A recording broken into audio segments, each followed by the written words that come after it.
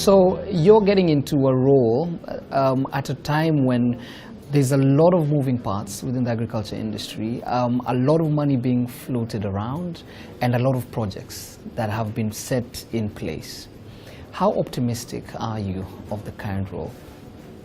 It's really great for me to join the AECF, and for the reason that AECF exists, which is really to transform the lives of the rural poor and the peri-urban poor, and specifically using vehicles that would, pull in and crowd in the private sector. So you say that there is a lot of resources presently that actually are being put into the agriculture sector.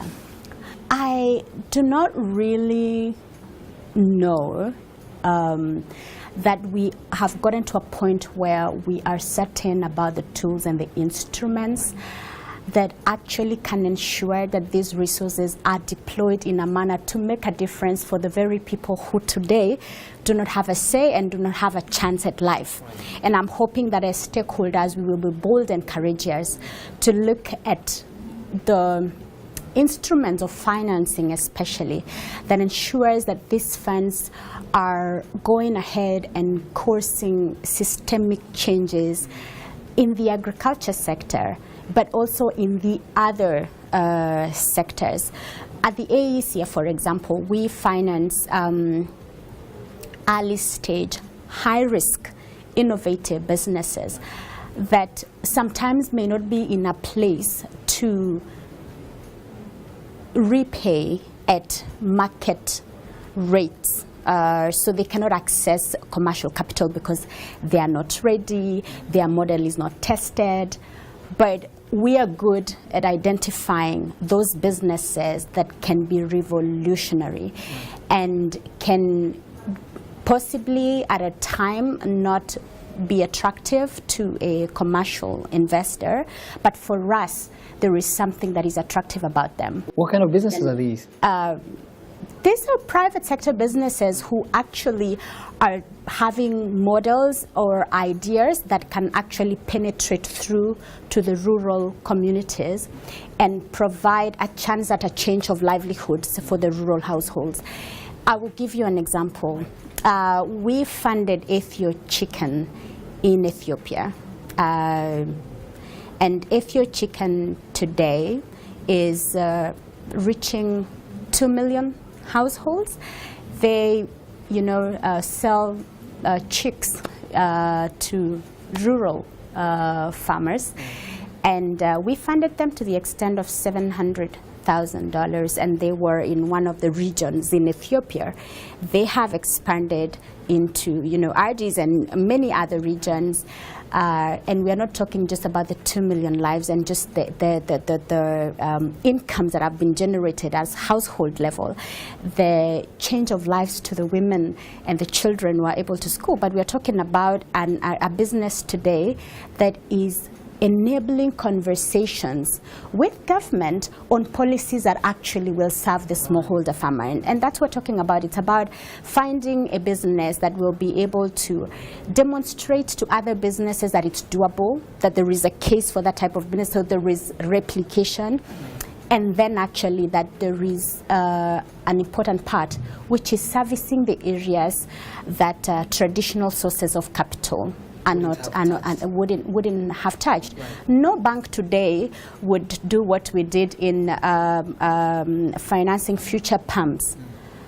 That was at R&D stage on actually a solar-powered pump.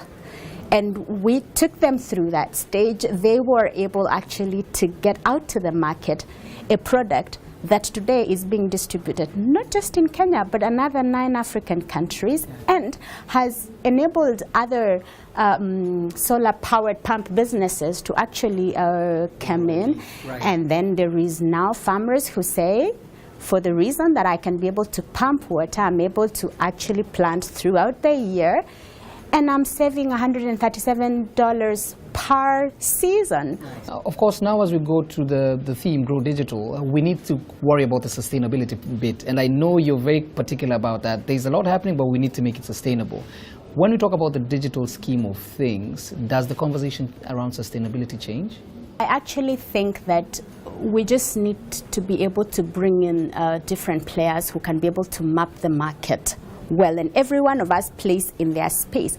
When you think about digital innovations today, for the ag sector, for example, go to Kenya and look at M-Pesa, right? Look at how it was a money transfer platform. Today, it is a very platform that so many transactions are happening, but other different sector players are plugging in there, and it is providing solutions relating to lighting.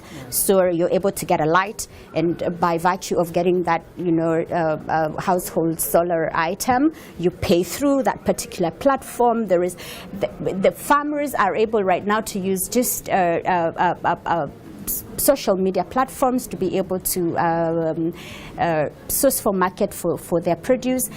There is no exchange of money, as in there just seems to be a lot that is happening that I think, for me, provided we continue to learn, we continue to tap into the right people who have the right competencies and skills, we grow our youth for them to be able to have the right skills for the direction that we are heading. So our university is coming along and stop churning out to us people who are really relevant for the current digital stage. Right. I think we should be able to get there. Perfect. Yes. Thank you so much. Really appreciate it. Thank you.